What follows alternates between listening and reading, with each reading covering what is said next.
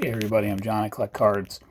Going to do a real hot take here today on the rules changes that came down from MLB today, or that I guess the committee of that involved current players, I think too, and an umpire and the league, I guess too.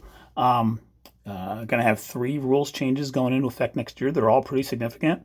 One is the pitch clock. That's got a couple of different times depending on the situation. One is the shift basically being outlawed, where you have to have four infielders on the dirt when the pitch is thrown. And lastly, the bases are being expanded by 3 inches, from 15 inches to 18 inches square. So all pretty significant changes. Basically, in a nutshell, I like them all. I think they're interesting. You know, for I'm to a degree, I like to consider myself a traditionalist, but at the same time, the NL embracing the DH this year finally, it was a matter of it was going to happen eventually, and now that's happened.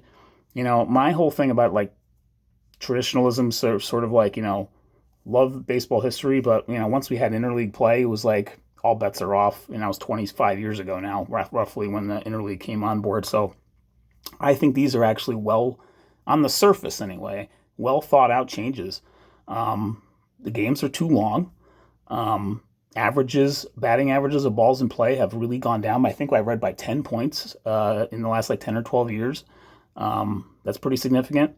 And, it just seems like, the players in their natural positions kind of make sense for that one. It's like an offsides rule, actually, which I think is interesting. I think it's kind of, I don't want to say innovative, but it's interesting. So let's see what happens with it, you're going to see maybe more diving stops of balls up the middle, or pulled slightly that where you'd think maybe you'd have that extra infielder on that side. Maybe it'll result in some more exciting plays, but it'll probably result in a few more hits, which is probably a good thing. And then with the bases, it's a safety call there. Probably better for everybody concerned in that regard. Stolen bases will probably creep up a little bit because I read that it's basically a 4.5 inch. It's 4.5 inches less distance from first to second and second to third, and every millimeter counts on a stolen base. So I think they're interesting changes. I know they were tested in the minors, and the fact that we didn't read too much about them, I think, as the season went along this year, probably makes me think that they're going over pretty well. One notable rule that was not put out there and proposed was the robot ump rule for balls and strikes, which that would be a tough one to do. That would be like that. I don't want to say bridge too far kind of thing, but that would be like incredibly significant if a rule like that does come down the pike. We thought instant replay might be something like that, but the auto robot umps for balls and strikes at home plate would be quite something if we get there. But I do think the 3 coming down the pike next year are interesting, and I look forward to seeing how they're implemented.